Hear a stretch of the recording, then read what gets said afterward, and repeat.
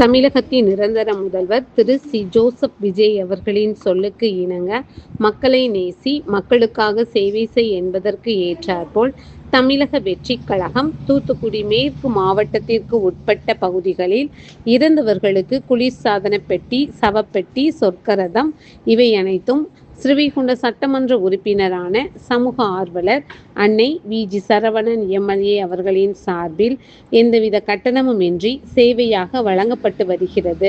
இந்நிலையில் பேரூர் பகுதியைச் சேர்ந்த மூக்காண்டி அவர்களின் மகன் சுடலை மணி அவர்கள் உடல்நலக்குறைவு காரணமாக 19/8/2026 அன்று காலமானார்.